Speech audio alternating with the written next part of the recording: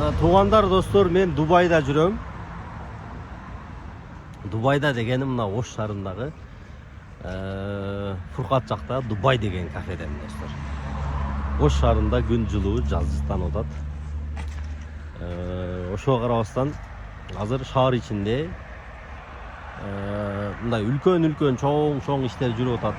Аны барыңыздар интернеттен көрүп аткандырсыздар. Жаңы мэрибиз келди дагы.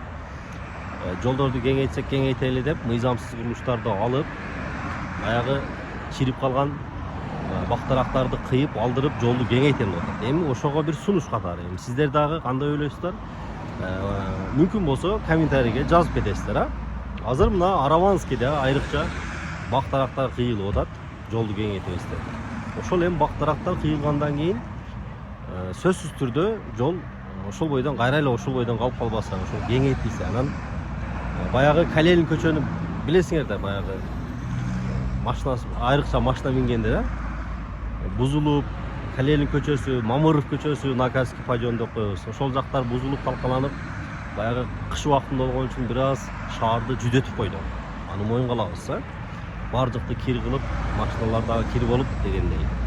Эми ал деле мындай шаардын жакшы немеси үчүн жасалган иш деп жакшы тилек кылып кое берели. Эми ошону улантып, достор, Калелин көчөнү жолу талкалап бузулду. Бирок эми кайра эле ошонун үстүнө мындай асфальт басып койбой, баягы жолдун чекесине койгон устаканалардын машинаны кое турган устаканасы кылып, мындай шарты менен кайра эле жолду ээлеп албай, кайра эле ошол тыгынга тыгалбай, кайра эле ошол баягы кичинекей тар жолду асфальттап койбой, чоңойтуп, ошондой сунуш айтайын деген ниетте чыкты. Наказский подъемду, ал жакты, бул жакты баарына мындай көпүрөлөр салынат келечекте деп атышат.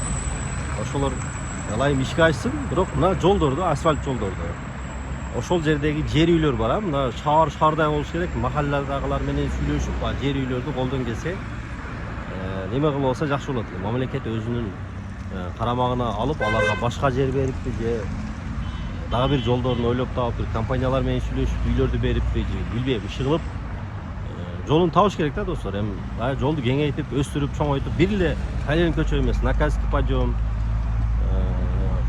Ленин көчөсү, Курманжандат көчөсү, Юго-Восток, Шакиров көчөсү бардыгын колдон келсе баягы кызыл сызыкка чыгып кеткен жер үйлөрдүн баарын калыбына келтириш керек. Жолдорду чоңойтуш керек. Кызыл сызыкка чыкпаса дагы сүйлөшүү жолдору менен барып, жолдорду кеңейтип, буюрса өнүккөн Ошту, гүлдөгөн Ошту гүлдөтөйлү, туугандар. Ошол сунушту айтып чыктым. Эми сиздер дагы мүмкүн болсо өзүңүздөрдүн ой пикириңиздерди комментарийге калтырсаңыздар, балким мына биздин мэрибизге, жетекчилерге, бийлик башындагыларга жетип калса жакшы болмок.